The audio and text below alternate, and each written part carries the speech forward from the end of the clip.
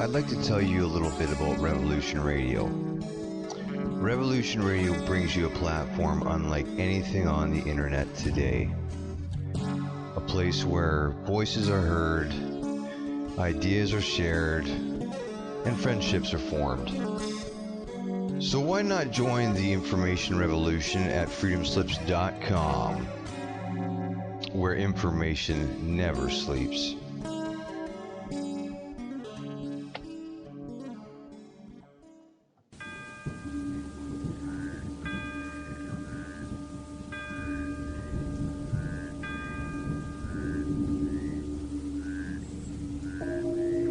Welcome to Carrying Stones and Digging Holes to Cultivate Consciousness, where, for the next 2 hours, Bridgette Dolgoff and Kelsey Sweet will be sharing their knowledge and understanding with their own beautifully unique twists on all topics related to helping humanity to achieve betterment of health in body and in mind.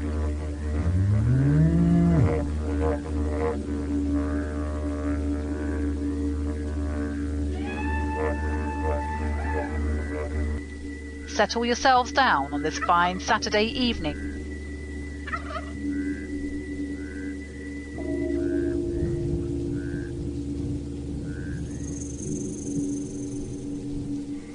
For now, it is time for Bridgette and Kelsey.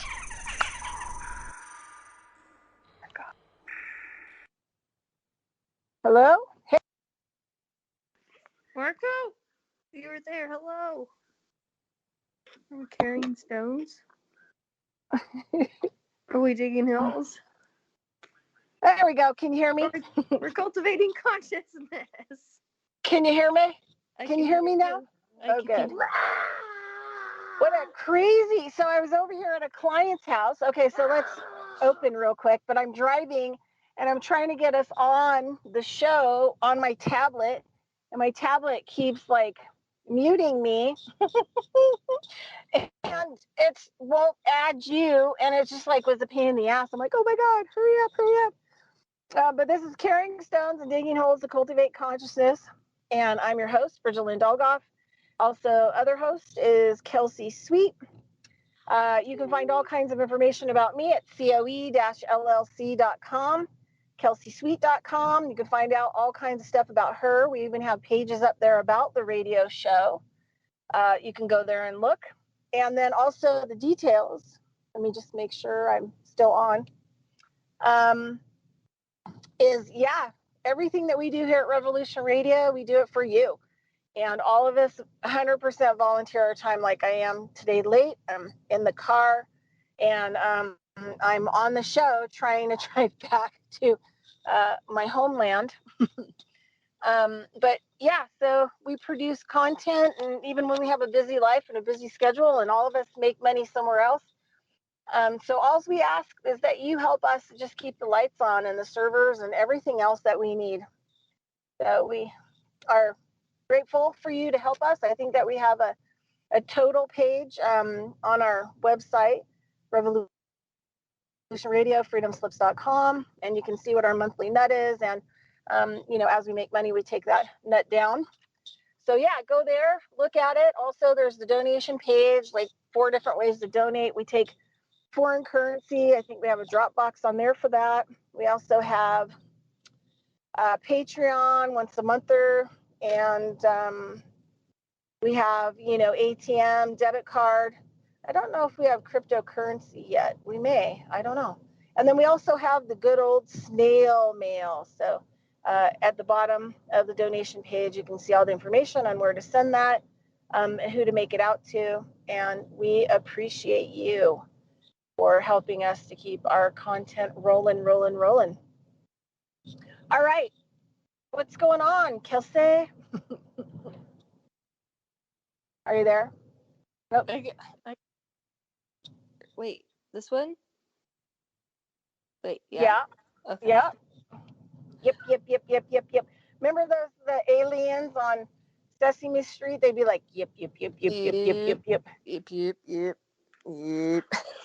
Telephone. Yep.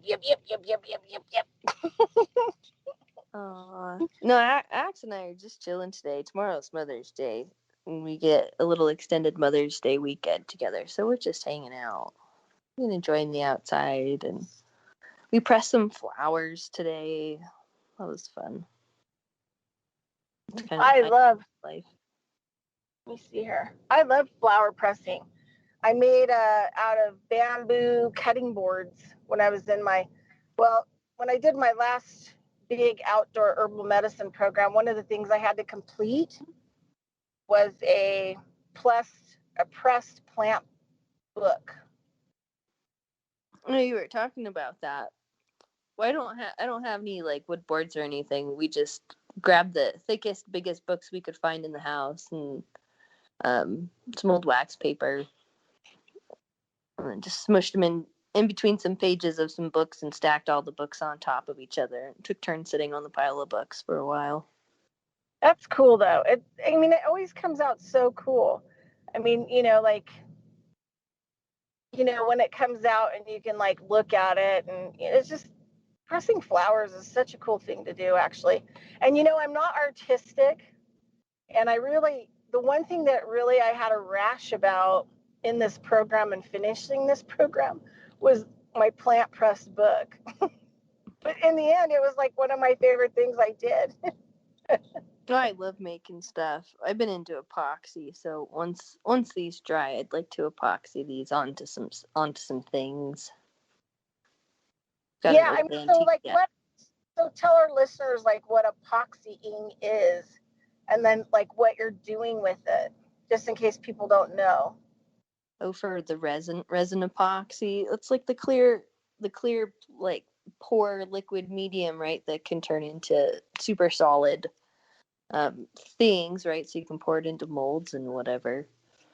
I did my first set of knobs, so I'm going to be doing a series of just knobs out of epoxy, and then I got a couple other random epoxy molds, and thinking of pouring epoxy onto some old desks and things. But I've used it in the past for mixed media pieces that with like construction grade adhesives for like metal scraps and glass pieces. And some of my pieces have gotten pretty heavy, but epoxy is a good way of like pouring a finish over the top of something. They've used it a lot in tables, and there's some really neat stuff that some people have done out of like river wood and whatever, making tables and things out of that. Or you can paint on it and layer stack it and get some pretty cool depths of, I don't know, epoxy is fun. It's kind of toxic. The process is a little intense because you have to do like a 2-part mixture. Mix it and stir it in one container, and then you pour it into another container, and you mix it and stir it, and you let it set so the bubbles pour out of it, and you pour it into or onto whatever you're making. You can make like bracelets and jewelry, or like little jewelry pieces, or magnets, or full-on tables, or I mean, you can do all kinds of stuff with epoxy. I love it. Yeah, weren't you using it kind of as a glue for boxes, like little ornamental boxes? Not, that's more like Mod Podge for like collaging and things like that. The epoxy is like a thick, I don't like resin base. It's not like, I don't want to say like, not like acrylic or like a liquid glass or something like that, but it's just a super solid clear medium that you can pour on top of things, or like into molds for things. Or you know those like little like pyramid triangle things that have like the glitter and like gems and whatever in them, or whatever those are called. Oregon. Yeah, like those things. Those are generally made out of epoxy. So you put something in it like to make something healthy, but it's really toxic. Yeah. Yeah, absolutely. My art student and I were talking about that the other day when it comes to epoxy stuff, because it's pretty gnarly and like it's not fun to breathe in. You don't want to be inhaling epoxy, but like spray paint, right? It's not exactly environmentally friendly. Yeah. Yeah, But I you like can those make some little. really cool stuff. Yeah. Well, what's your favorite thing that you've made from epoxy? I don't know if I have a favorite thing. I have like a collaborative art piece that I made where like somebody gave me the like wood panels that had like drizzled paint on them, and then I used those in a larger piece like inside of a frame, and then framed it with a whole bunch of stuff, just like things that I found like on the ground or things that have been handed to me, like broken toy pieces or glass scraps, rusted metal pieces. I've got a picture of it somewhere in my portfolio stuff. I lost you. There you go. But yeah, and I've got a picture of it in my portfolio stuff somewhere. And it went in for a group show, and I guess it sold for over $700, but of course I never saw any of the money from that. So I don't often do collaborations or group shows. But yeah, somewhere out in the world, that was a cool piece. I think like the wood panel that I used on the back of it was from some other antique something or other that I had found from like late 1800s. I still have like part of the newspaper that ended up being epoxied from that too. I haven't done anything with it, but I like those. I like those hodgepodge boxes that you do. I like the Mod Podge a lot. Just collaging little pieces together. And those little wood boxes are fun. I usually get them from Michael's when they have them on sales for like 50 cents or like a couple bucks. Yeah, and you're like the pack rat. You're like the art. You're like the art pack rat hoarder. So you have all these weird things that have no rhyme or reason, and they're all just all over the place in these little nooks, and so you can pull like the craziest stuff out to like glue onto the boxes and different things. Oh yeah, I've got like tons of paper. I've got tons of like random scraps of stuff. I've consolidated quite a bit over the years, but paper especially. I've got a ton of paper, like paper and glitter and like just like little things, which is why I've been into making knobs, like little drawer or like cabinet knobs, just because I can put all like the little things I have into a thing and then pour it into epoxy and then have something functional. So what are you putting in the knobs, the epoxy knobs? Are they just clear, or are you putting weird stuff in them? Putting weird stuff in them. At the first set that I did, I used like a bronze acrylic ink to color in the base, kind of like mix in a swirl into it. And then I have like some little like leaf. It's like glitter, but they're little like gold leaves. It's not gold leaf. Gold leaf is something different. But they're little gold leaf glitter things, and then I poured those in there. So they're just sparkly and shiny, pretty. Like how big are the knobs? They're like for like a cabinet or like a cabinet size, or like something you would have on like a silverware drawer in your kitchen. Or like something that can go on like a small dresser maybe. But I did my first set. It takes a little while to cure. There's like additives and stuff, or like you can get acrylic, or not acrylic, excuse me, the epoxy that sets within a couple of hours. But generally it takes like 24 hours for the epoxy to set, for it to cure. And then I've got to like sand it, polish it, drill holes into the back of it, put the screws and washers on. It's a little bit of a process, but it'll be fun. I'm excited to sand and polish the first ones. But yeah, I don't know. The other ones will probably just be glitter, sparkle stuff. It's kind of whatever I'm in the mood for. But I got a couple of different molds. What about now? Kinda. Nope. What about now? You're on the road. Nothing. Nada. What about now? There it goes. Wait, I hear you. If it's your signal that's wonky, Yeah. I wonder if they can hear me, or if we're both breaking Yeah, I up. think it might be better now. Does it sound better? Yeah, much better. Okay. I might have to go around town a different way where there's actually, phone reception. Yeah, there's a couple of While I'm dead spots driving. in town.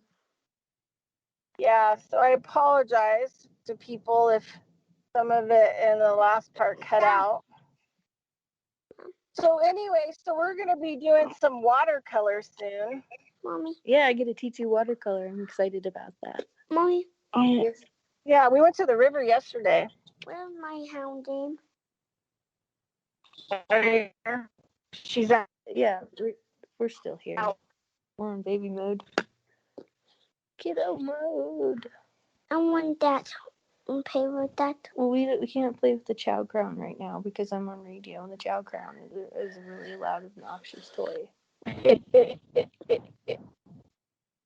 thought you took it to your dad's house, or is it still here? If you.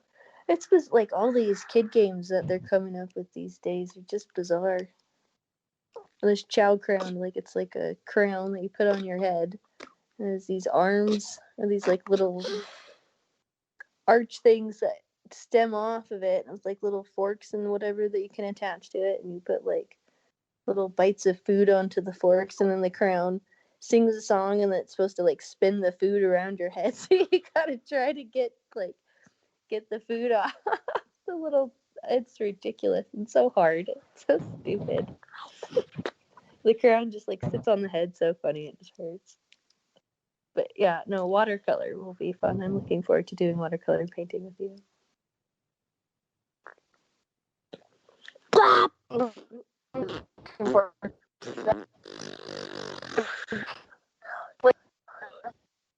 We're breaking out again. Oh, Thanks.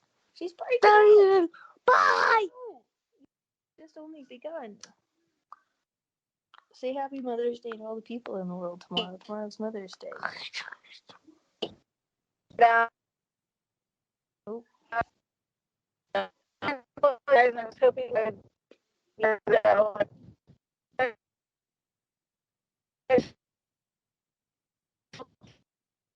talking about the vaccines, and so they asked me they're a client of mine, more of a consulting client that I consult, and she wanted me to come over so she could talk to me about the stuff that's going on with the vaccines, and to talk to somebody in person about the whole thing. And it's interesting because, it just boils down to, like I can give people all the information, but there's this, there's like this wall or something that's in their head where they just can't really kind of absorb it. And so I have to, finally I just have to give them like the bottom line, and they're about what I would do. And then I think they start to kind of get, what's happening sort of, and how, how bad it is. And that, needing to kind of stay away from, vaccinated people, because I don't think people realize, like, there's 3 types of vaccinations. So they seem to think, like, oh, well, I've probably at least been exposed to one person. And it's like, yeah, but I mean, you could get exposure from, like 3 different people who have gotten, vaccines. And this is definitely not something you want in your house, and you don't want to be like going to restaurants where, like you're eating inside. Like yesterday we went to the river, but, we ate outside on a table that was like in the sunlight, It was such good food too. It was such a nice day yesterday. Kelsey porked out. Like literally, I had like one of the best, like probably the best, like pulled pork sandwiches ever.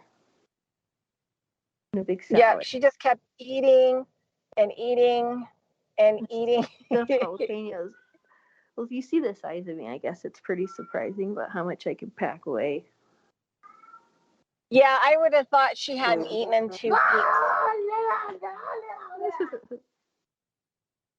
But yeah, it was good. We went to the river, got some sunlight, got some fresh air.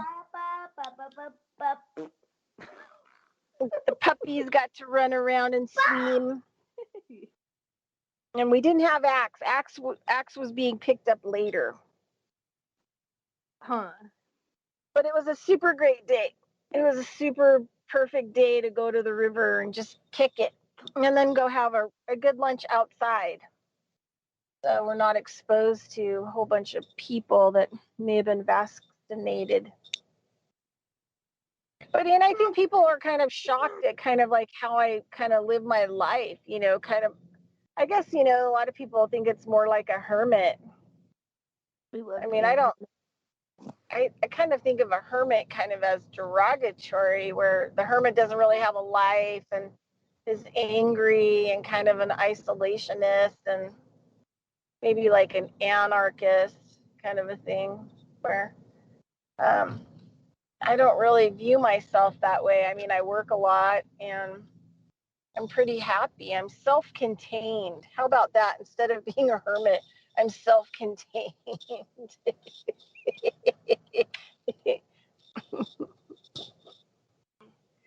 But yeah, I don't do public stuff.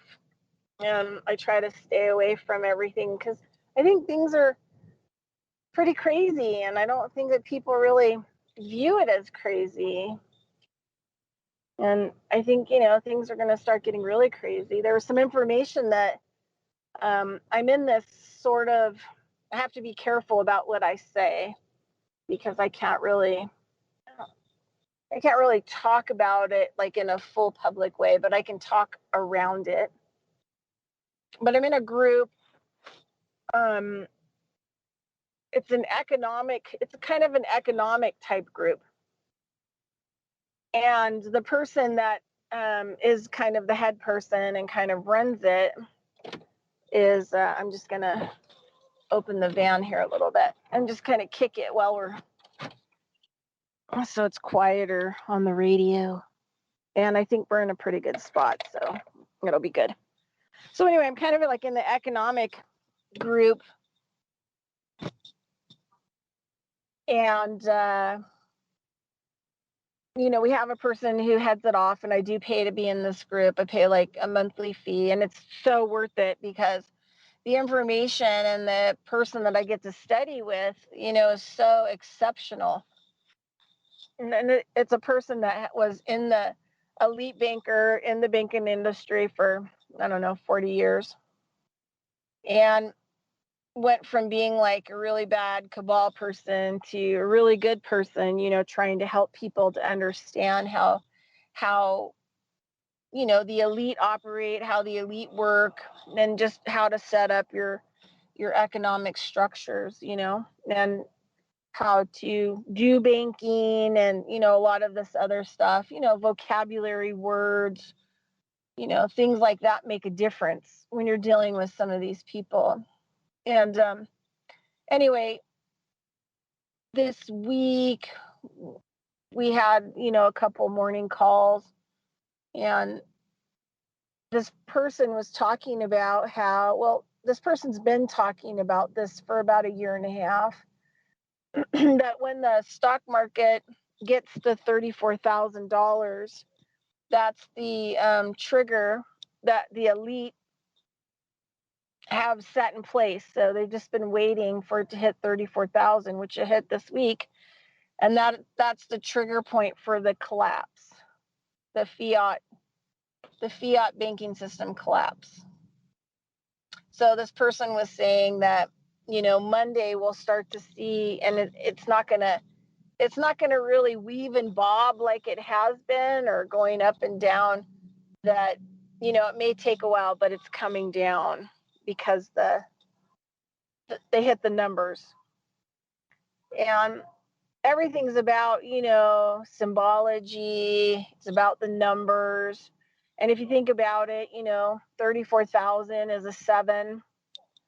7 is a huge number when it comes to Cabal and the Illuminati.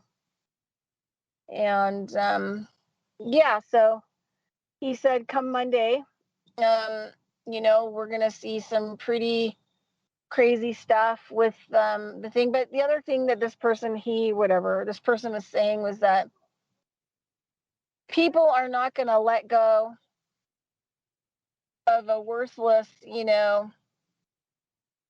a fiat money, and kind of the way that they've been doing a system. Like, even if you said, hey, we're going to give you a new currency, like that's gold or silver backed, your currency will actually be worth something. I mean, yesterday, as a matter of fact, yesterday I have a jar of change, that I have to cash in. And I keep all of the, quarters, nickels, and dimes that are older than 1970, just because they have better metals in them. And at some point in time, those metals might be worth something. But anything, under 64 and under, is silver.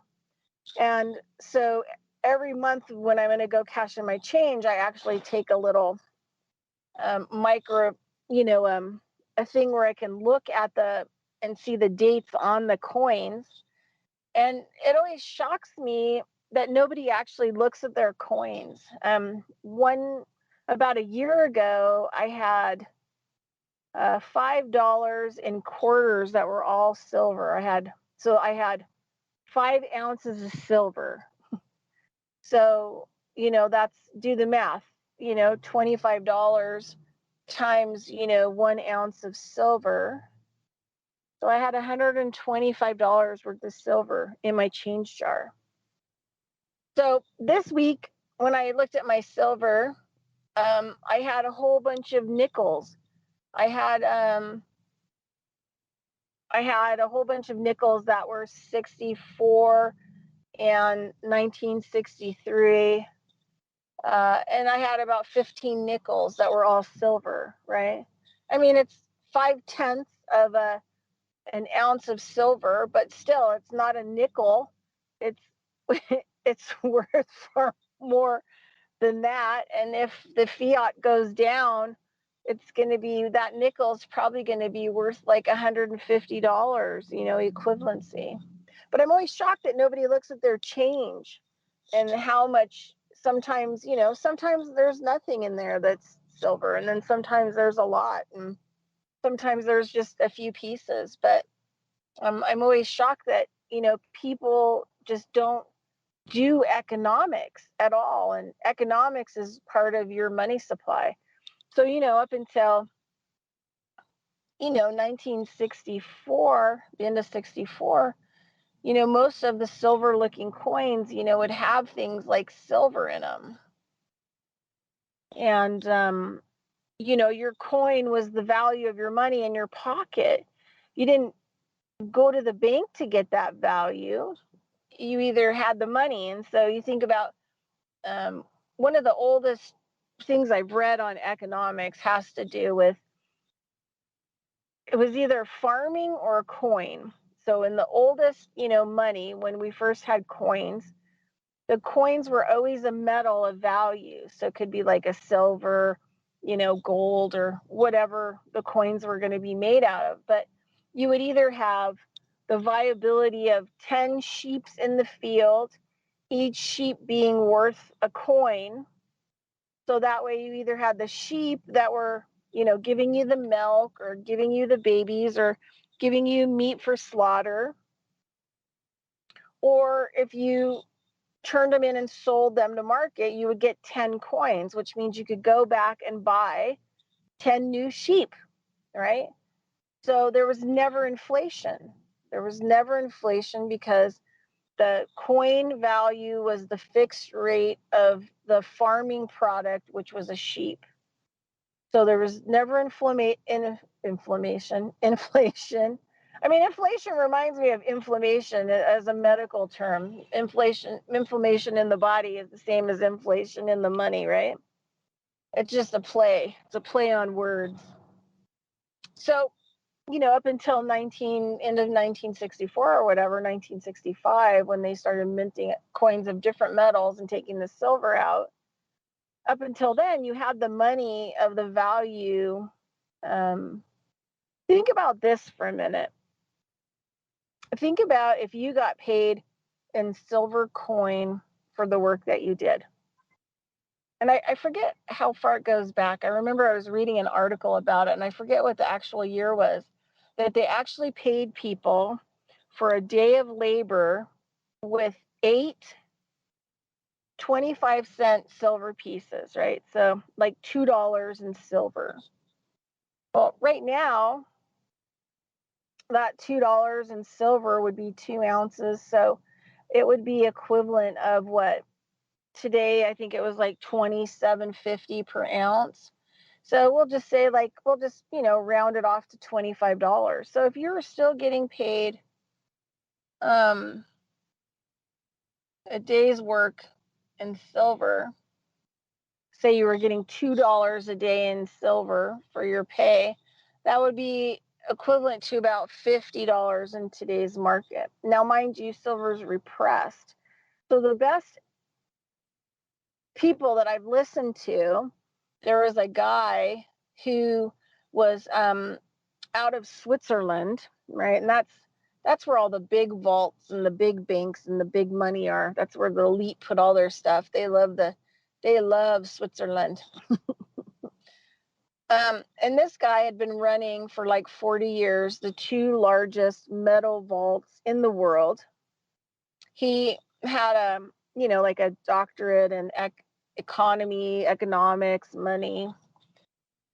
And anyway, I was listening to an interview by him, and he said, like, if you run all the numbers and how repressed silver is even today on the market, and you do all the inflationary calculations, that, once the fiat goes down, especially in the United States and other places where they control using silver paper, banks, use margin calls and stuff to run silver down.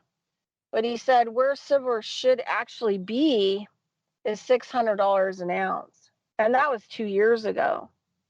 So, I mean, say you were like, we had to think about that, because if people were getting paid, I don't know, in the 1940s or whatever, maybe 30s or 40s, and they were getting, two ounces of silver for a whole day of labor.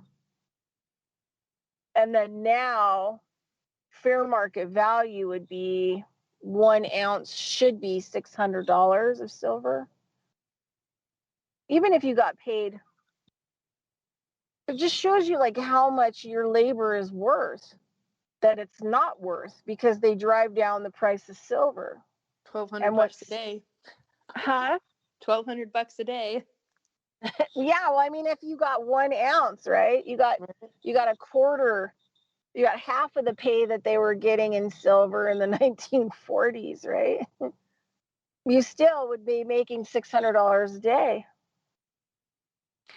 So if we put that up against like inflation, and we see like how little we get paid because they're manipulating, money that's worth nothing, we start to see why we can't afford to buy a house. You know what I mean?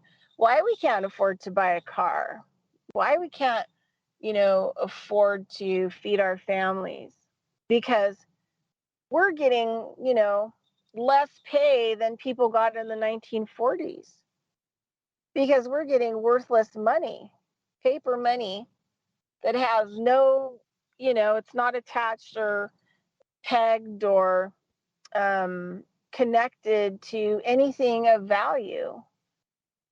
And so that's what we get to use. So it makes our labor incredibly devalued.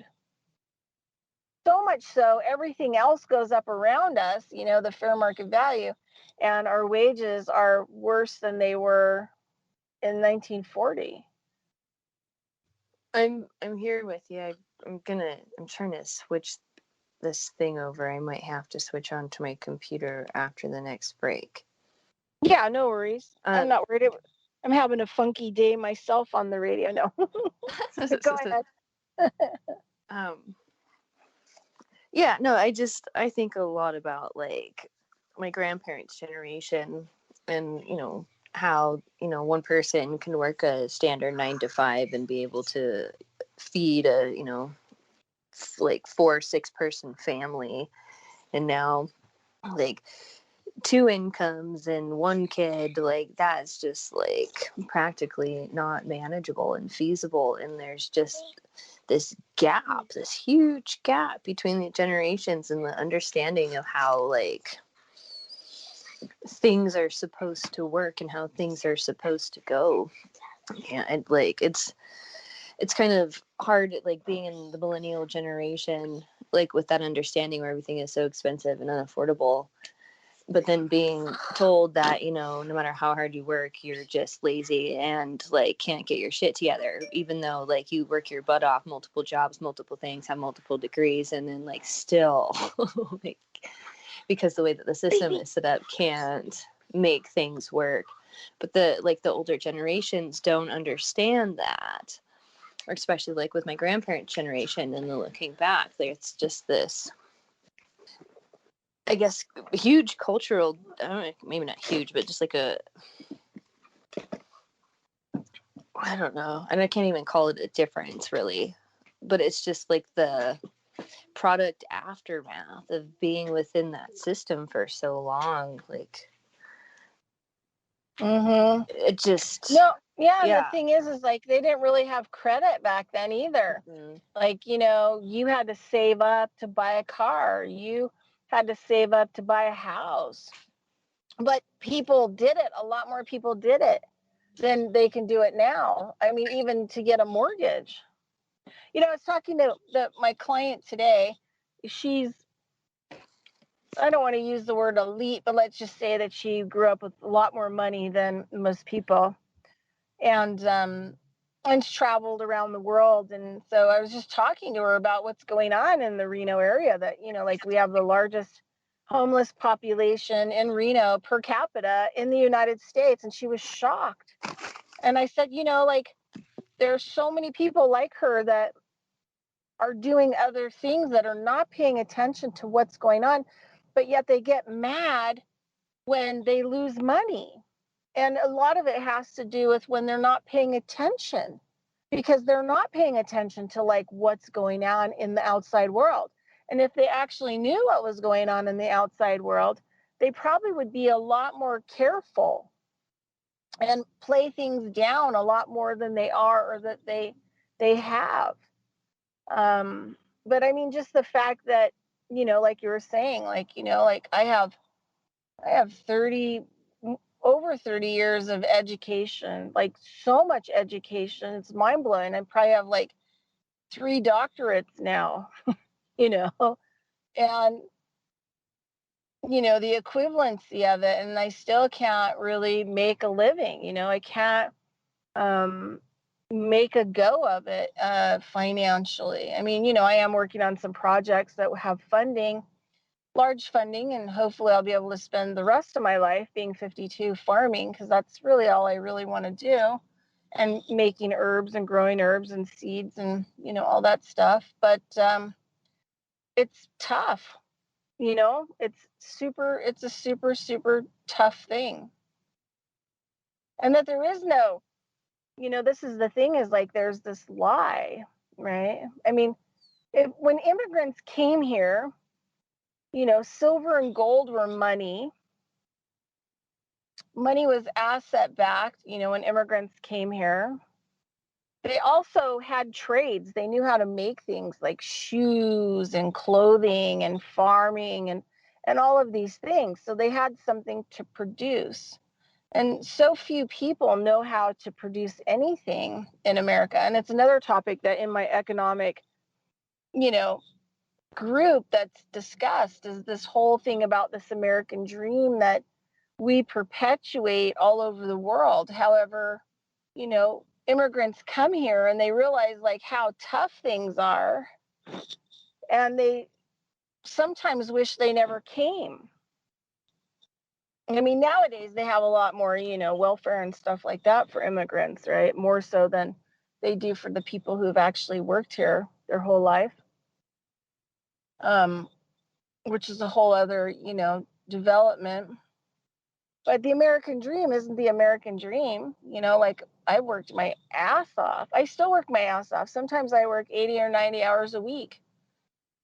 And, I work even when I don't get paid, because you have to keep working, right? You have to keep driving your work and your business and everything else, Like people are always like, oh yeah, I can't wait for the weekend. And I'm like, when's that, Because it doesn't matter. I don't get a weekend off.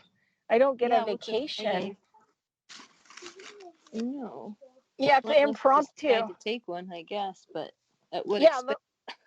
Exactly. It's like an impromptu day off. It's like, okay, I better get out of the house now before I start getting emails and calls so that I can actually take the day off. Because there's also a level of guilt, because you are having a hard time, making it. And so there's this level of guilt that you feel that you just kind of have to keep throwing yourself at it over and over and over again all day long, just to get it to move. And the problem is, the more education you get, the less jobs are available. They do not, even if I went to go, I remember when I was living in San Diego in 2007, I think, 2006, maybe 2007, something like that. And I was thinking about staying in San Diego because I had been in this ashram for like about 6 months, and then I was kind of done with that. And then I put in 250 resumes and applications and didn't even get one call back on a job, because my education, in medicine, it doesn't fit into Western medicine where I would get a job, and it doesn't fit into the mainstream. You got to be mainstream and then fit the system. You got funky certifications and labels and things with all like the educational background and experience to back it. People don't think you know what you're doing. Then there's like people out there who go get like a super quick certification and they're like, I know it all, just because I don't know, or I don't know. No, I mean, I see the same thing. Like I remember, dealing with this person who was got, I don't know, like a degree in naturopathic doctor medicine, and she paid she was paying loans on it, but it was $500,000, and she didn't know anything. Right. And here she is prescribing herbal medicines and all this other stuff for people, but she didn't know, like outside of her office door, she didn't know the things that were growing in the front. She had like a mullein plant out front. She didn't know what it was. Mulleine's like killer medicine for respiratory stuff and allergies and all kinds of stuff. But she didn't know what it was. It was totally it had no idea. Here, can you call me back in so I can switch over to my computer real quick? Okay, hang up and let me see if I can do it. Okay. Thank you. We're having all kinds of weird technology stuff. I'm on my tablet. We're having all kinds of weird stuff. Okay, let me see. The tablet's a little weird on trying to get people in. Let me see if I can get in there. Add people. Okay. And then we're going to. Oh, there we go. Let me see if it works. Hi. Are you in? I think so. Oh, good. All right. Yep. You look like you're in. Hi. Technology is fascinating. Okay. So, yeah, I mean, we could start having like a complete, and people say things to me all the time. Like, I'm in this economic group with this person who is like, was an elite banker, speaks like 4 languages, world traveled, still consults for banks. And I try to give people I know the information, like, You want to make sure that you get out of all your, paper US dollar, get into something else because it's going to collapse. And people are like, so like, they look at me like I have a horn on my head and they're like, oh, that'll never happen. Okay, well, you got your whole retirement, all the Social Security, all welfare, everything is attached to the fiat system. So what happens if it does go down? That means you get nothing. And do you really think that they're going to let you take a worthless paper that you have in the bank and turn it into the cryptocurrency that countries are using that have a value, right? So, 3 weeks ago, the U.S. Treasury and the Federal Reserve came out and said that they were now using the UCDC coin. They didn't say they were still using the fiat. They said between country to country settlements and for other things, they're using the United States cryptocurrency, which is now the UCDC coin. Did they say, and all the people that have fiat out there, don't worry about it. Your banks will convert your worthless fiat into UCDC coin in your account? No, they didn't say that. They're not going to say it either because nobody in the world wants to take US dollar anymore. Another thing too is like, I feel kind of like propelled to tell people right now on the radio about this because something I don't really ever talk about is economic stuff, but it's really serious. Like people have no idea what's getting ready to hit starting Monday. No idea. There was this agreement. It was called the Abraham Agreement. And I know a lot of this stuff because I'm in this guy's group. I've been in his group following him like 5 years, and I'm on these calls where he talks about, these elite meetings that he's having with elite bankers. And sometimes he can't tell us everything that's said, right? Because a lot of that information is still being kind of chewed on. It's still being sorted out. But I find out and learn a lot. Like, for example, this Abraham Accord was signed by all the Middle Eastern countries. And what's going to happen is that all the Middle Eastern countries are backing a new cryptocurrency called the dinar coin. They're all going to be using it. They're getting rid of all their fiat too, because everybody's making a move to get rid of their central banks, right? Central banks were erected by the Federal Reserve of the United States worldwide. That's why we went to war with countries to take over all of their stuff and put in a central bank that the U.S. controlled their money and their resources. And so countries are moving away from that, which means they're moving away from central banks and fiat. For example, Japan is moving so far away from any kind of banking system that they are in the Ripple platform, the Ripple cryptocurrency platform, and they are releasing something like 3,000 ATMs all across Japan that you'll have a debit card and it'll all be cryptocurrency. You'll be able to buy whatever you want through cryptos. You'll be able to do business, crypto business through these ATMs, and there's not going to be any banks to loan people money, give them credit, because that's all fake. That's all part of a fake fiat system of overinflated money. When you back money, there's only so much of it available, right? So that you can't loan it. It's, you're not going to get banks to be making loans and giving you credit and any of this stuff. It's just not going to work anymore. So in the Middle East, they have the Abraham Accord that they all signed, and they're using all of their different resources to back the new dinar, which means that,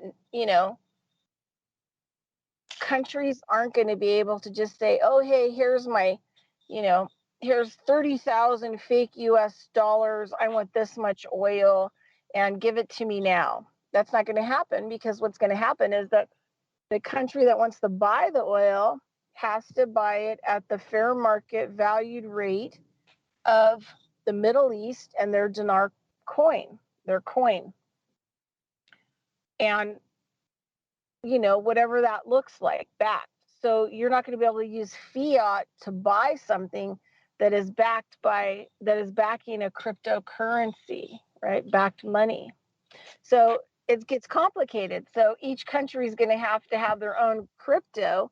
The cryptos will be different value, right? So probably the US one is not really the same value as a dinar coin because we do not have as many resources as a whole Middle East. You know, they have gems and oil and gold and agriculture and a lot of, you know, they have a lot of history and artifacts. They have lots of things, a lot more stuff than we do in the US. But what would happen is you would have to take your coin of what you have, you would have to move it across the Ripple platform or whatever platform you're using and be exchanged into the dinar coin before you could purchase whatever it is you're purchasing. So this is why this person that I'm following has been saying for the last year and a half that we're not going to be able to afford gas in the United States.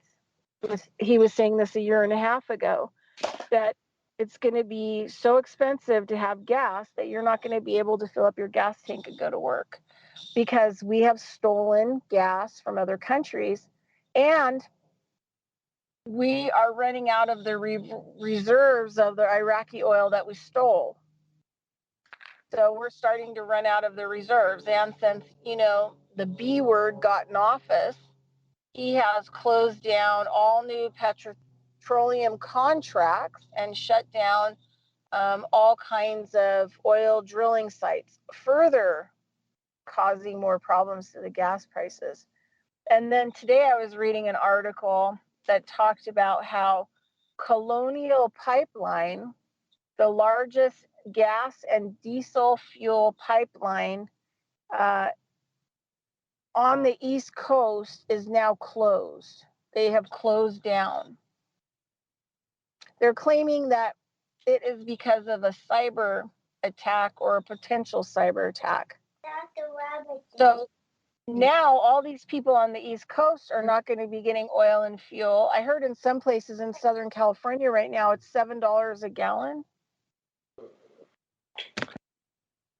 for unleaded. So, I mean, you know, it could get up there around the $15 mark because these countries are going to back their new currencies, which are cryptos, and they're not going to take it up the you know what anymore by, you know, selling their resources for cheap or giving them away for free for nothing.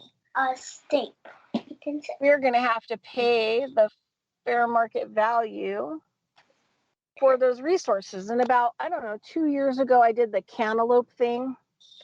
I know that we just have 2 minutes here before we go to break.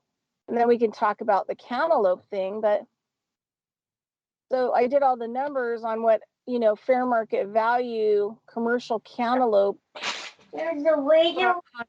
Durvis would be, and it would be about $25. There's a radio watch in a space one. Axe. Space one. Background. Mommy. I hear you. I will do the space one. We might have to go to outer space because The space. Yeah, we're going on break. We might have to go to outer space. We might have to grow food on the moon. or something. We're on our way out of the planet, one way or another. Don't crunch those, Axe. Toddlers. Toddlers. Back first. No, he just crunched something of mine. That's what I want. Uh-oh. You can crunch it. It's my Well, you can have it back in a moment. You can have it back. We go back on break. You and I need to have a quick conversation. Ooh. Oh, we're having trouble. We're having trouble on the... I'm done. Trouble in Toddler Town. trouble in Toddler Town. Do not say that. Oh, you can have it back in a minute, but you need to use your manners. Ooh, manners. Are you kidding me? She said I have. All right, everybody, we're going to head off to commercial now. We'll be back in the next hour. We'll talk about cantaloupes from Honduras.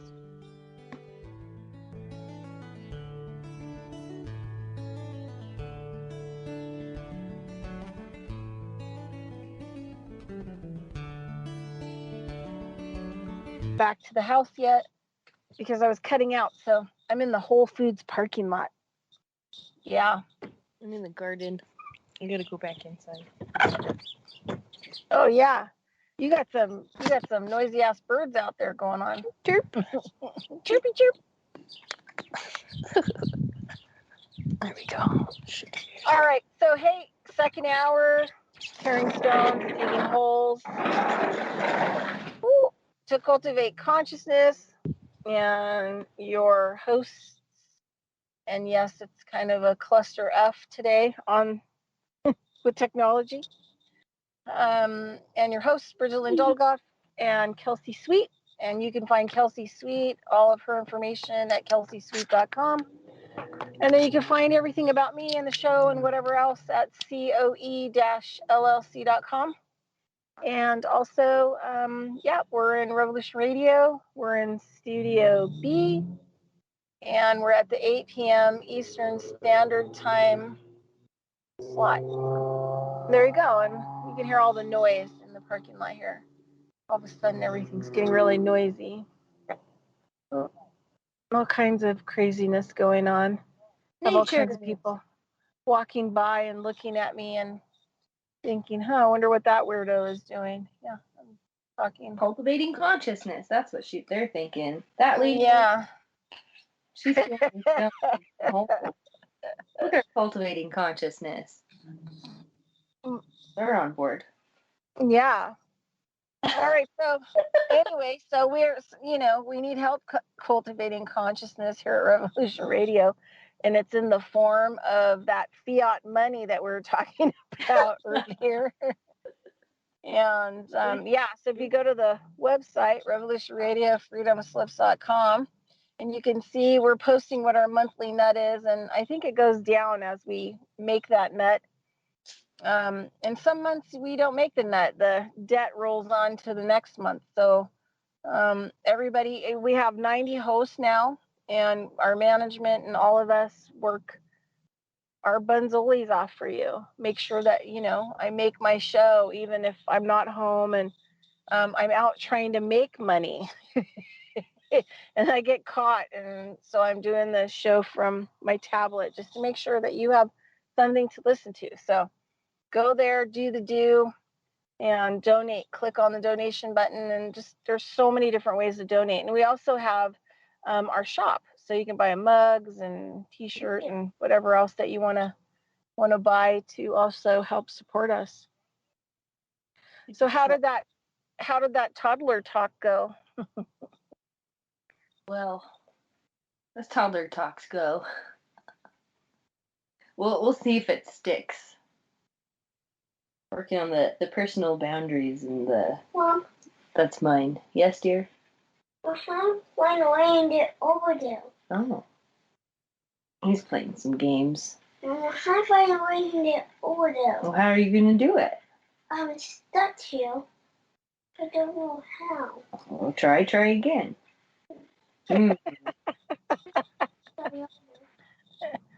This is one of those Sesame Street moments, right? Right? There's a learning some kind of in this for us all. Yeah, it has Sesame Street, like try and try again. Sounds like a Sesame Street.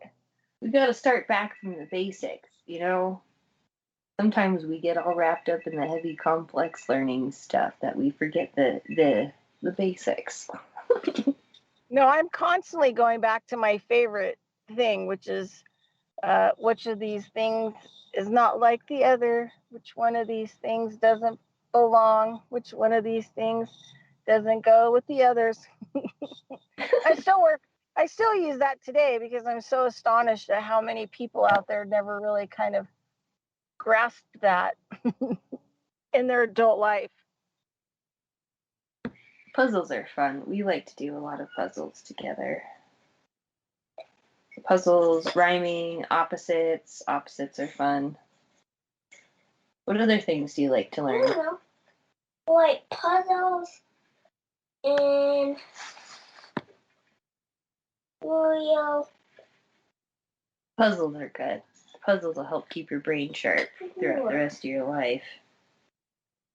Do you like other stuff too? What? I love butterflies and pizza. Butterflies and pizza. Butterflies are good. Butterflies have been a theme on our show for the last week or so. Yeah. They were even like topic yesterday at the river. Yeah. And they were even on your debit card. Yes, I have a butterfly on my debit card. My reminder that I've transformed, and I've made these transformations time and time and again and had to start back over from the beginning. Time and time again.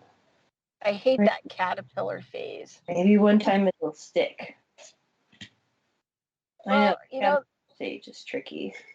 Yeah, butterflies don't live very long. Not really. So I think it's just a constant process.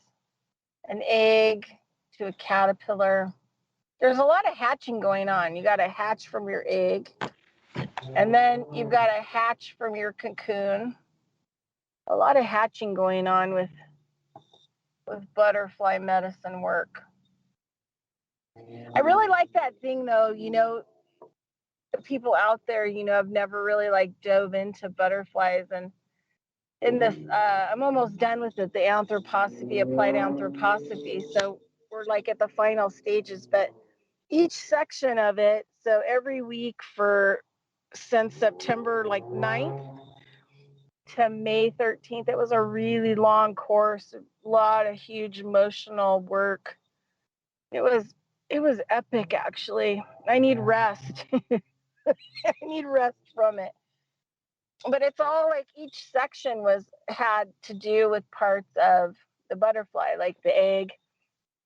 And anybody out there that wants to dive into something that is so utterly, unbelievably mind-blowing, not even a frame of reference in reality, is to go check out butterfly eggs.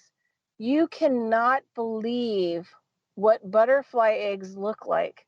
It is so you're looking at them when I had the presentation with school, and the woman is showing them to us and talking to us about them and discussing them. And my jaw was hanging open because I was there's just no way that those are real. I mean, they can't be real. And how come I never noticed those before? And then you get even more jaw dropping, because then you get to this whole amazing thing of the caterpillar.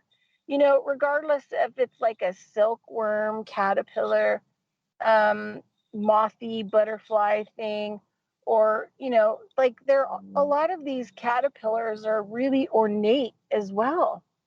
And I mean, some look like foliage, some look like other plant life, some look like they're wearing headdresses and different colors, and just unbelievable. But I think the thing that really blew me away was the chrysalis. So the chrysalis is their cocoon that they actually build. And there's I think there's 4 categories. And in the work of Steiner, when we're working with butterflies, we also put them in each of the chrysalis fall into 4 different categories: fire, water, air, and earth. And so they have these cocoons that some, of the caterpillars make, and it's spun, like spun silk, cotton. It looks like a little piece of cottony thing. You have ones that actually, their cocoons look like a bunch of sticks glued together. Those are ground one, types of ground moths and butterflies, and they actually dig holes into the ground, and they make tombs, like you would find in pharaonic pyramids. And then they go in there, and then they encapsulate themselves in a chrysalis. And some of these processes can last days before they hatch out. Some can last weeks. There are some that are in that chrysalis period for years. It's like so unbelievable. But some of these chrysalis that hang, the free hanging ones, some of them look like shiny metal. Like people that photographed them, you could even see their image in the mirror of the chrysalis that they were photographing. It was like so mind-blowing. There really isn't anything on this planet that can create those eggs. I mean, like this whole storyline of like all the processes of the butterfly and these chrysalises that they make, it's just so mind-blowing. It's like made up fairy tale kind of stuff.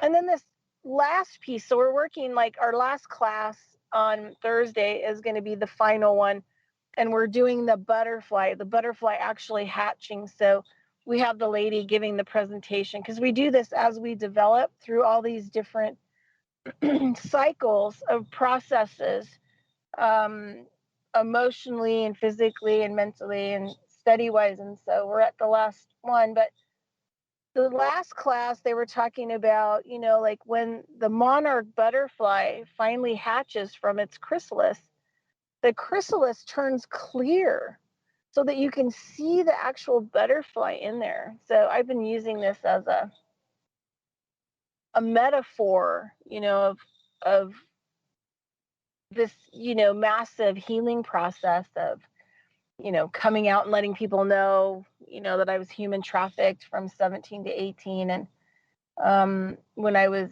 you know, young, and now 52, and finally just, you know, first time ever in my life is the last 2 weeks that I've actually been talking about it, and realizing like this butterfly, you know, this monarch butterfly, like, you know, I'm in my chrysalis, and then I have to come out and having to make sure that it's clear, you know, being clear before I hatch out. And so it kind of brings like this new meaning. So I can't wait to actually do the last class on, you know, the process of the moth and the butterfly, you know, releasing from the chrysalis. Is going to be kind of big. And I'm ready. I can feel my little wings and my little chrysalis waiting to pop out. Then you gotta stretch your wings and let them expand while they're all in their unformed form, and then as they expand, they'll start to stretch and nothing fly. hold on to that. Hold on. There's nothing to hold on to get through it. You gotta trust your spidey senses, or your butterfly senses. Well, I don't know. Okay. Tap on. Okay. Hang on.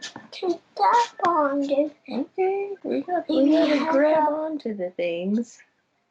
You know, there's nothing to tap on. What about the tree? He was bent in. Oh. This is we're getting sidetracked over here. I don't know, eh?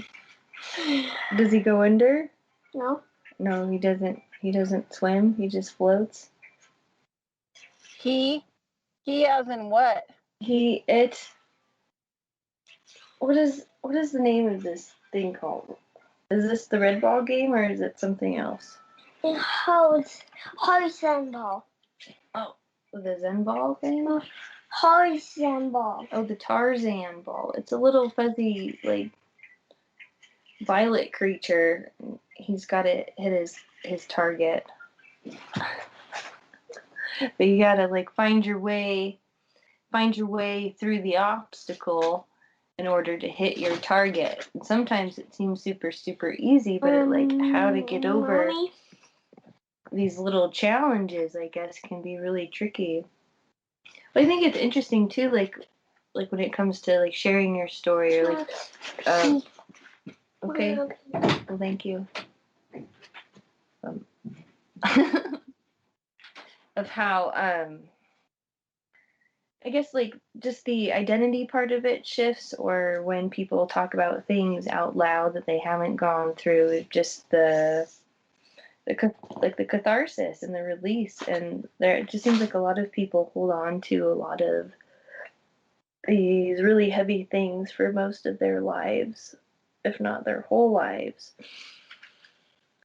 And it's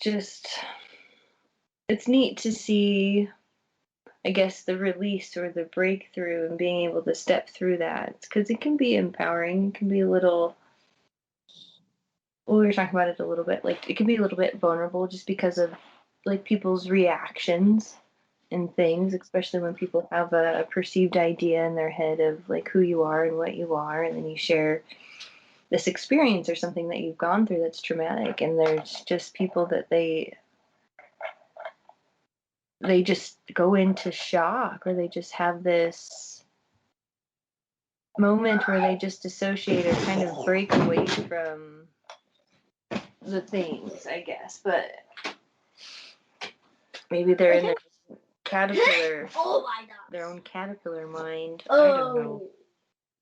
Well, I think like for me, like the biggest thing that's happened in the last 2 weeks is now that it is out, you know, because I've been working on it for a long time. It isn't just all of a sudden I remembered it and I'm all emotional about it, you know, like I don't really have tons of emotion around it. But what I do have emotion around is how bad I've allowed other people to treat me, because I've had this thing in my closet. Do you know what I mean? That has kind of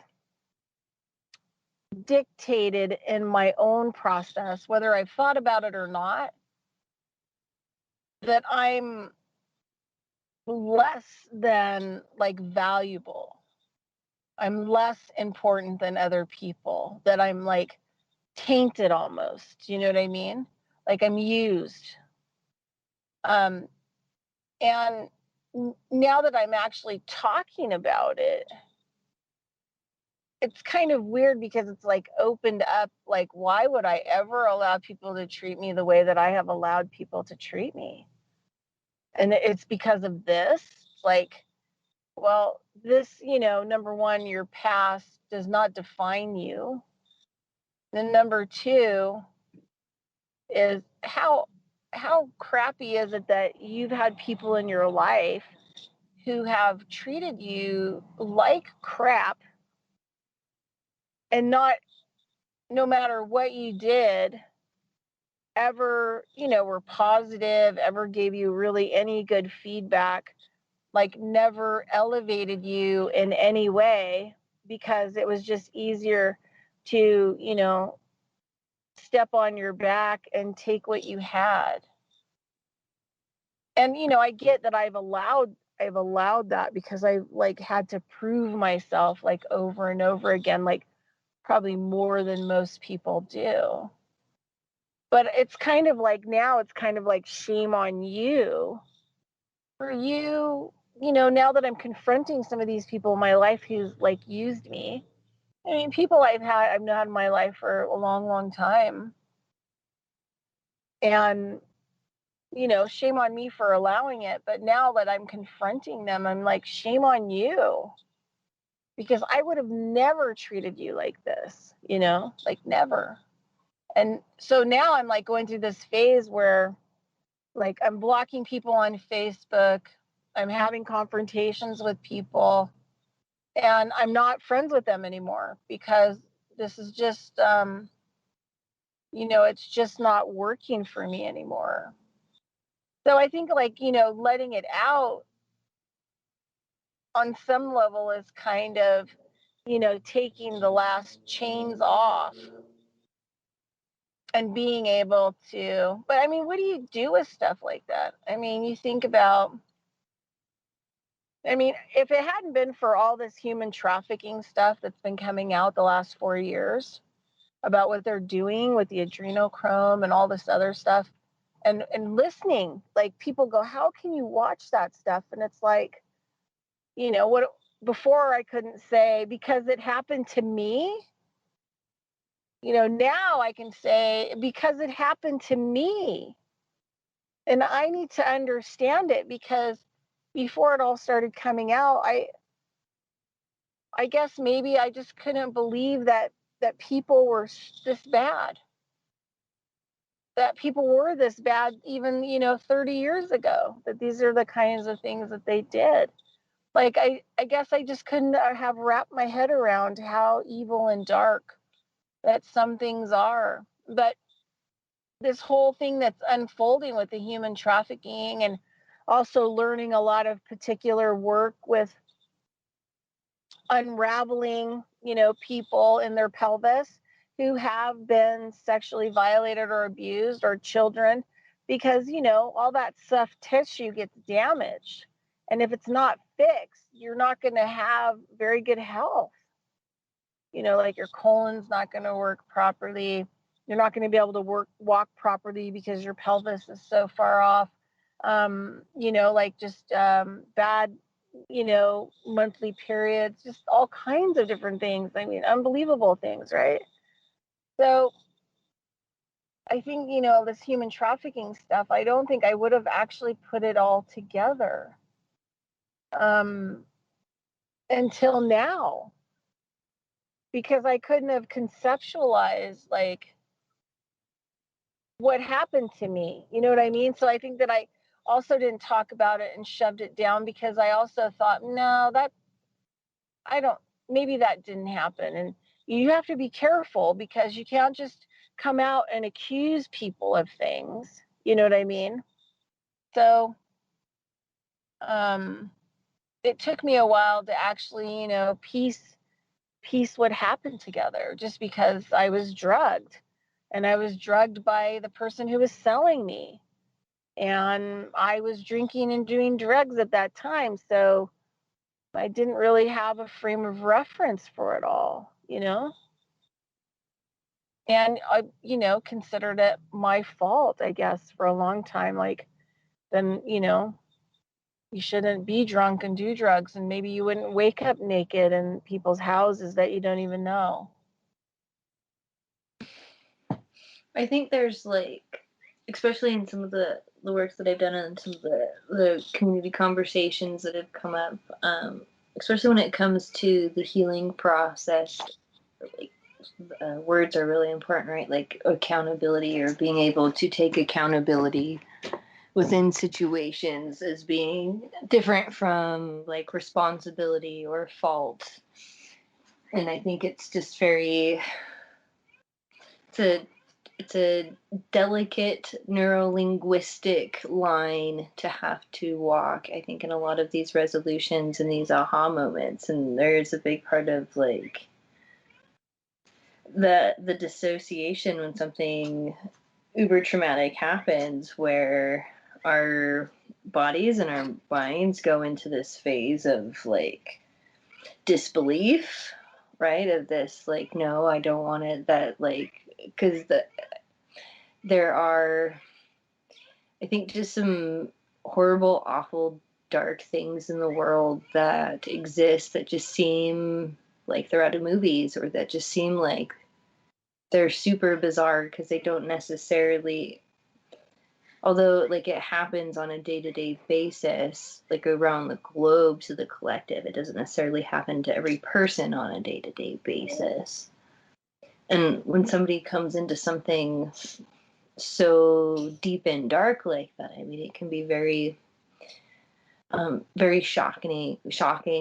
I don't want to say necessarily like awakening, because when it comes to like the post-traumatic stress aspect of it, I think there's like a shock aspect that kind of puts us to sleep in a way, or that just kind of suppresses the information or suppresses the experience, because there's just a lot that goes on. Yeah. And well, and I think also too, like, like in my early 20s, I stopped totally, doing drugs of any kind, and pretty much stopped drinking, and moved away from the area too. And I think, that was helpful, if I look at things now, because I think if I would have continued to have done some drugs, or continued, drinking at the rate that I was partying like a lot of the people that I see that I know for my whole life and what's become of their life. I don't think that I ever would have been able to put the pieces together, and that's one thing I like about my work with shamanism is that I had different teachers and I approached shamanism in a whole completely different way. And I really like the path of sobriety. Like I don't do, like a lot of people, like shamanism is this catch place, right now in the modern world. And it should have never been in a catch place, because a lot of the things that they're using is not really shamanism at all. Like, number one, people that practice, more of the ancient arts of shamanism, we don't really do, I've never really done any trance work because I've never done drugs to do trance work, and I've never done trance drumming.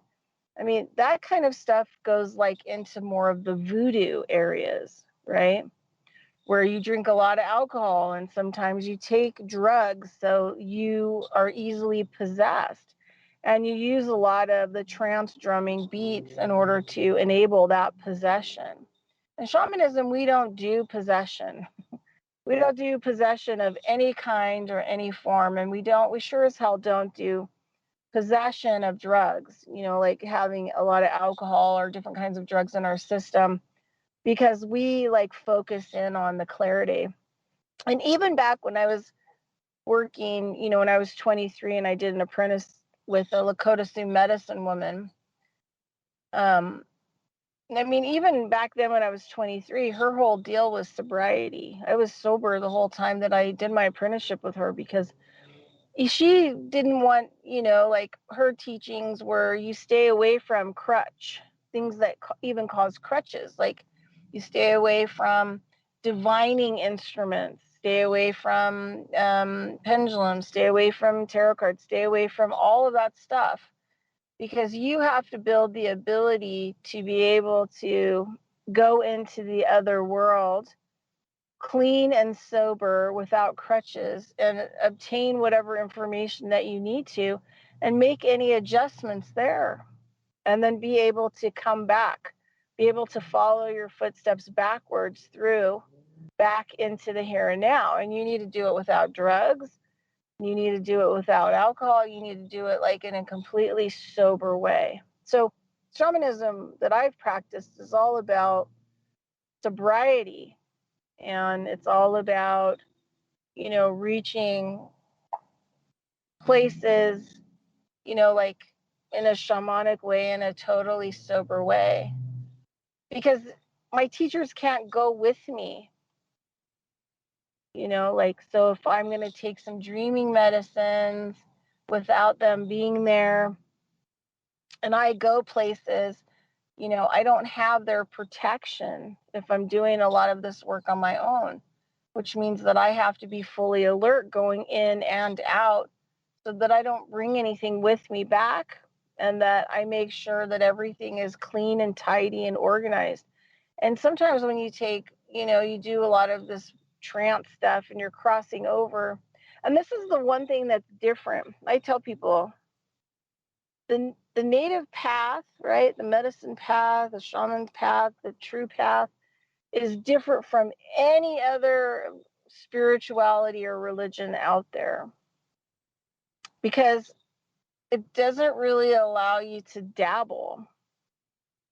Dabbling is not part of it, but fixing yourself, getting yourself right, getting your path right, and walking it, that's what, matters.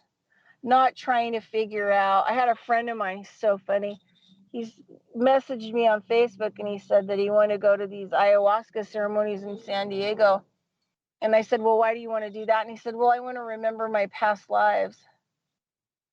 And I said, that's a bad reason to be messing with some medicine that you know nothing about. And probably the person that's giving it to you knows nothing about it.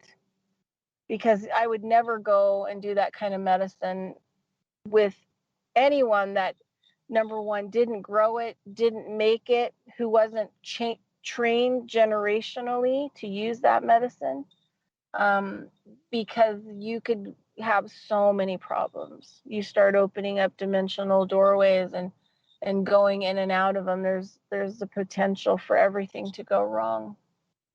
And this is the other thing. We live in a collective.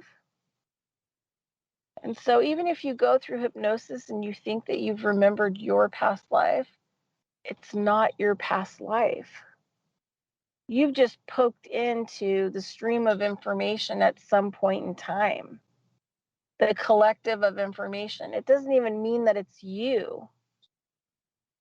And so people get so fixed on these things that, you know, even if you have the experience of it, it doesn't mean that it was your lifetime. It doesn't mean that that was you. But for some reason, your mind, your spirit picked it out of a whole moving river of data and information of everything that has been here. I think that's why some people can have, you know, Dolores Cannon talked a lot about people having past lives. They remembered themselves as a rock and how long it was, how long your lifetime was as a rock, or they remembered themselves like as an eagle and what that was like. But I think it's because it's all in the collective stream. And wherever you know, plug into in that stream is like it's moving upside down above you. And so wherever you tap into that, at whatever moment you tap into with whatever you have on your mind, then that's the point of reference that you're going to get. So there's no guarantees that that was you or that that was your lifetime. It could be just a memory in the collective. And so you have to be sober, you know. So I really think like a lot of the shamanism work that I've dealt with, you know, has really helped me, you know, to get clear and to be sober and kind of deal with things in a very matter of fact, you know, real life kind of sober arena. And it hasn't been easy. It's hard to do this kind of shaman work, especially when you have to do it, you know, in a city and have a job and work and make money and put the roof over your head. It is not easy. It's not an easy path at all. It kind of is actually conflictive against, you know, the world that you're actually living in, which makes it, you know, everything just a little bit more challenging. But I think, you know, like I spent years clearing so much stuff that when it came to dealing with this human trafficking thing, and you know, it's even more interesting, you know, like I was talking to somebody and they were like, oh, you should go through hypnosis so you can remember it all. I was like, no, thank you. So no, like I can come at hypnosis. Yeah, I would rather not. I think I know enough of the details that I don't want to go into the step-by-step process because I think it would damage me in ways that I could never recover.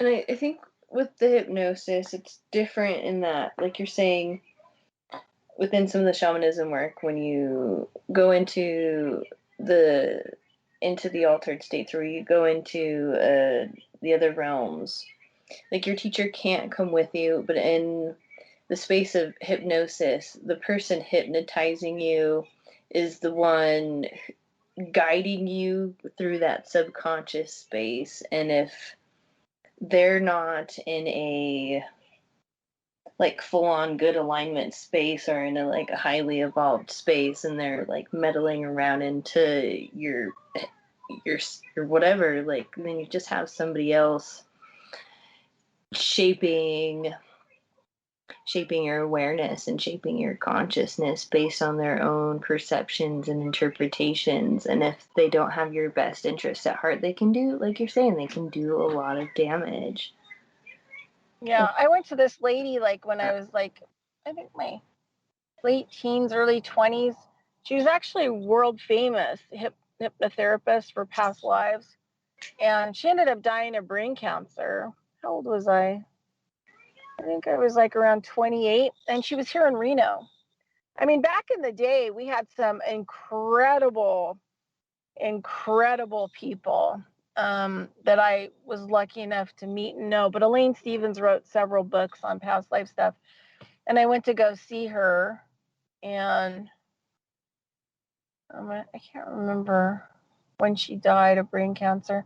I think I was like 28 when she died of brain cancer. But she had written like several books. Like I said, she was pretty famous for past life regression. But I went to go see her, and I was one of those people that couldn't be hypnotized. Like, it just didn't really work for me at all. And I think a lot of it was because of my, background in shamanism that I had already been developing. So she sent me to this other lady who was amazing.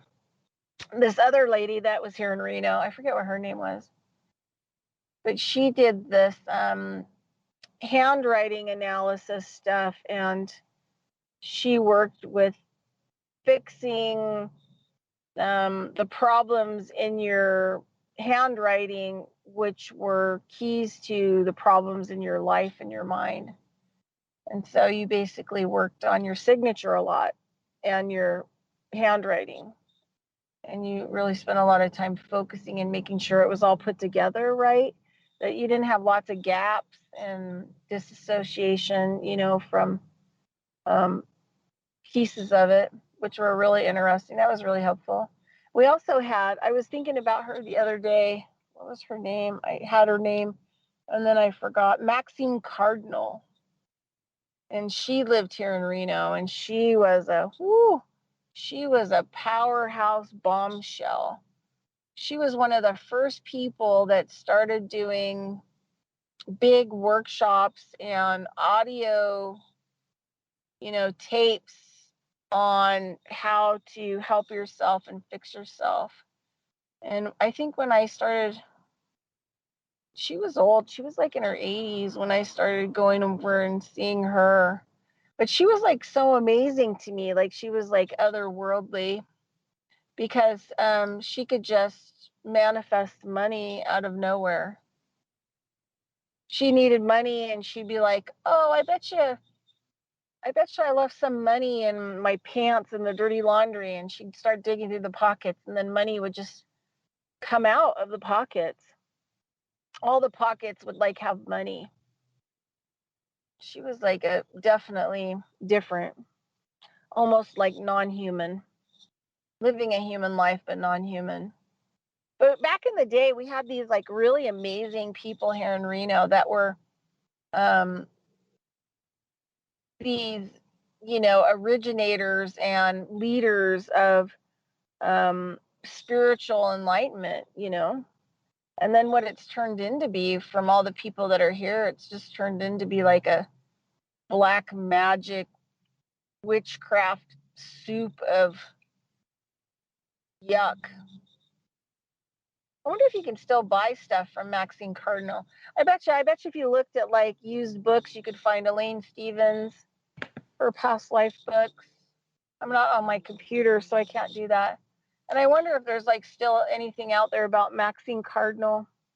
I wish I could remember that other lady's name that did all the handwriting stuff. I know that a lot of prominent attorneys used her because they would have people give them a sample writing of people that they wanted to hire, and then she could look over their writing, and she was like, could tell if they were liars, what they would lie about, if they were thieves. So this is how, a lot of these prominent attorneys hired people, was using this woman and her handwriting analysis stuff.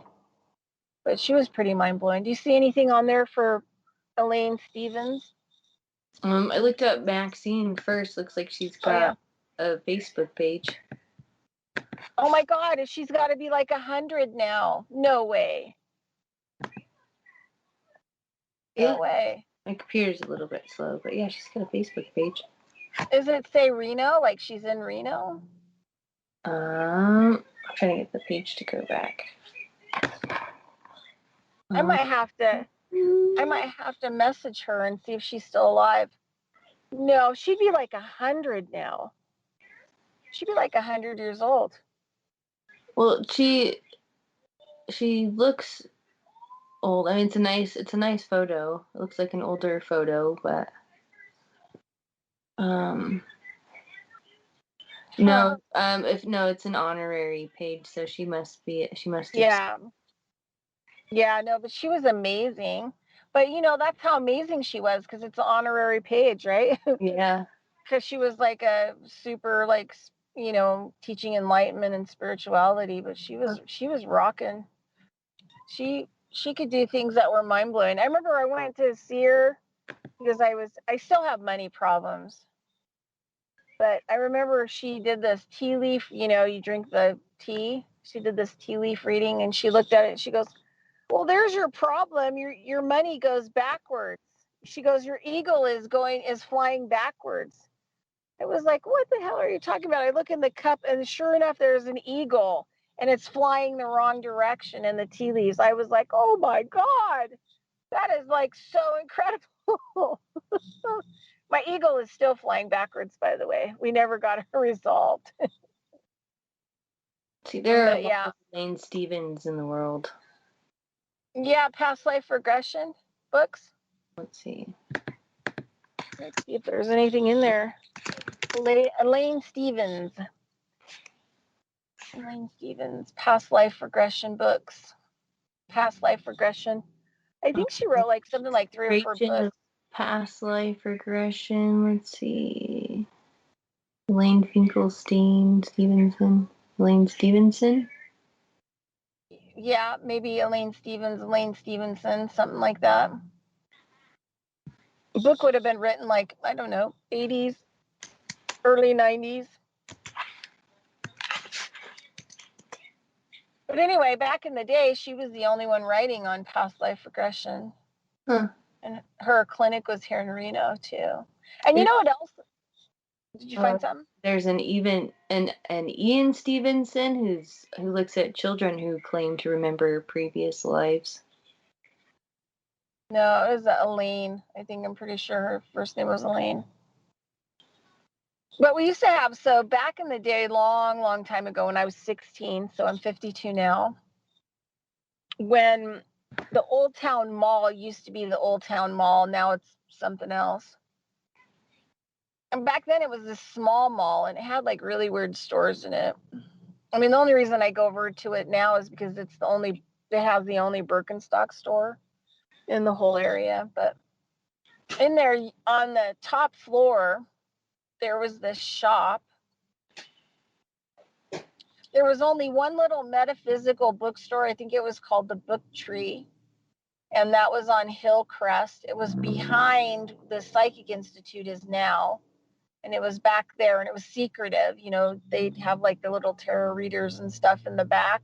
It was all secretive, And they had some metaphysical books there. And then they had this store. It was on the second floor in the Old Town Mall. And my mom when we would come into town from Fernley, my mom to do the shopping and stuff like that, she would drop me off at the Old Town Mall. And I would go in there because I wanted to go see the store. And it was an African lady who was super cool. And she had a crystal ball store. Like the whole store was these crystal balls from like all over the world. And, and they came from like different places. And so whenever I'd go in there, I'd be like, "Hey, did you get any new ones, from new places?" And she'd tell me the stories of like where she got the crystal balls, and then I could look at them, and she wouldn't let me hold the ones that hadn't been cleaned. Like she would clean all the spirits out of them. She said sometimes the people that make the crystal balls, cut them, and sometimes just the countries of origin that they come from, they come with a lot of spirits. And so she used to tell me stories of early on when she would sell these crystal balls to people, and the people would bring these crystal balls in the house, and they would go on vacation or something like that. They'd come home, and like half the house would just be destroyed and wrecked. Sometimes the house would just catch on fire. So she said she realized after a while that it was the spirits like that were running havoc in the crystal ball. And because Americans don't, manage their energy fields and their emotional fields, it actually, makes these spirits in some of this crystal balls worse. So she said that, when they would come in, then she would do these, rites and rituals to release the spirits out of the crystals before she sold them to people. But she had so many cool crystal balls. She had like small ones, huge ones, all different kinds, because people used to be, I think when I was younger, that was kind of at the end of people doing a lot of seer, like, what do they call it? Mirroring work, crystal ball work, where they would do a lot of prophecy and imagery and stuff using crystal balls. What do they call it? It's called, can't remember. Maybe I'll think of the word. But I think it was kind of towards the end of a lot of that kind of stuff back then. But the crystal ball shop was so cool. I will never forget it, because it was like one of my, either that or the little metaphysical bookstore where my mom would drop me off. And then, like I would talk to the people that were there when I was 16. I just, I love that crystal ball shop.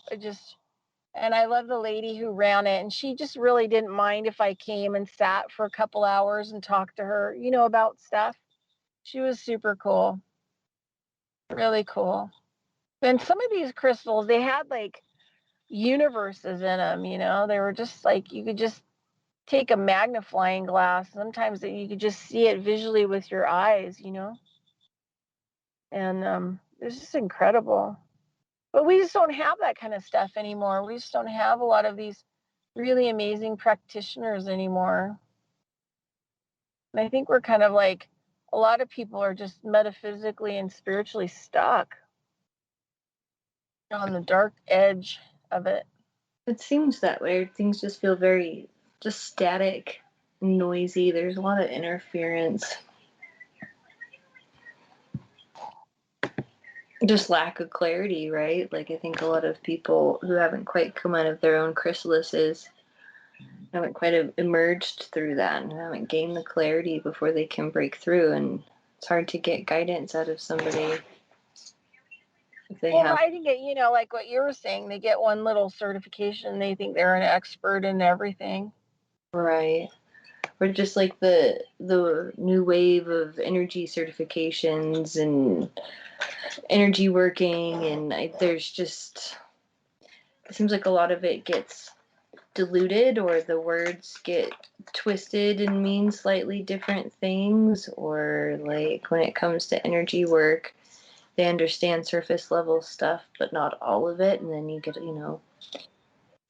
people, I don't know, like Reiki is one of those that has just always just intrigued me, in that, like, if somebody is practicing or they haven't like quite aligned all of their stuff and they're going into your energetic field and moving stuff around, I get how on one hand, on one level you can do some good, but at the same time, if there's anything subtle, the subtle body will pick up on it, and you can just move things.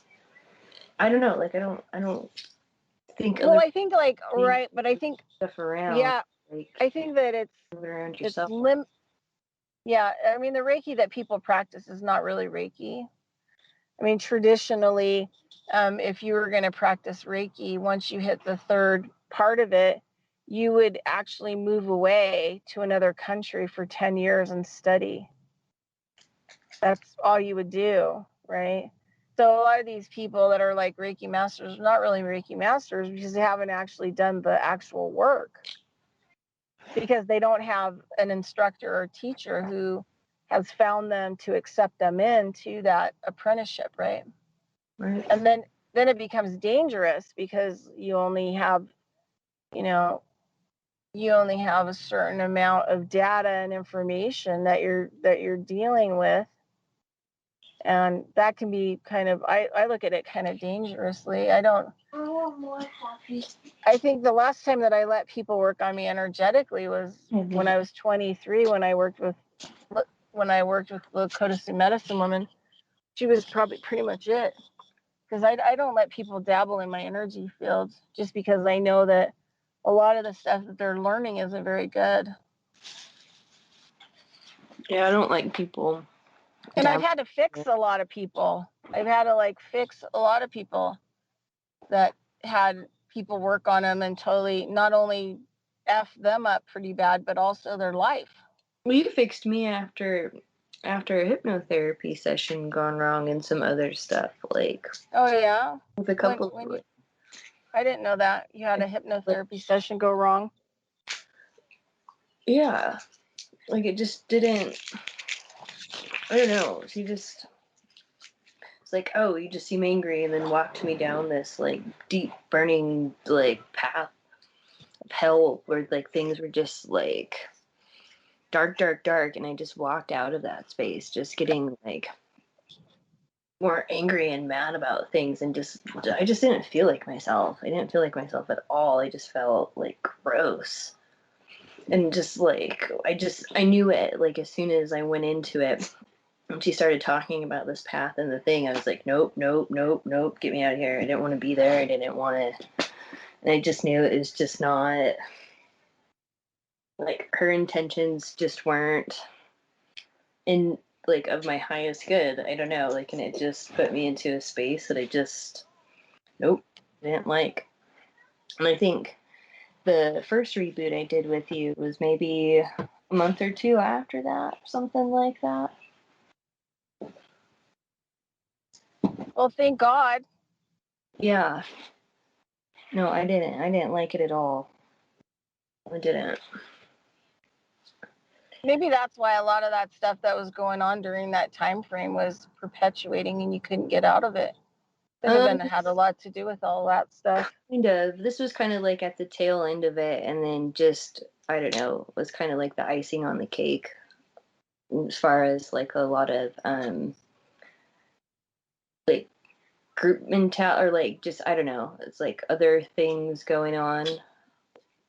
It just felt like, well, I don't know, you'd mentioned there's just like a lot of like dark magic stuff happening here, and like people dabbling into a lot of different things that perhaps they shouldn't be dabbling into. And I think within the realm of the arts, it invites in a lot of those type of people who like to bring in different types of entities and get into this realm, like this cliquey realm of competition or whatever it is, or like, and just people. Well, people would be shocked to know like how much satanic, like ritualistic stuff, happens in Nevada.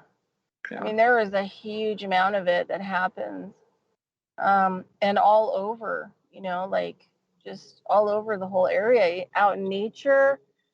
And I found places out in nature, and like those old mining places, like you just see remnants of it, like things that have been written, symbols left behind, like, no, it's and you start crossing through some of those places, and things just, there's, a lot of things jump.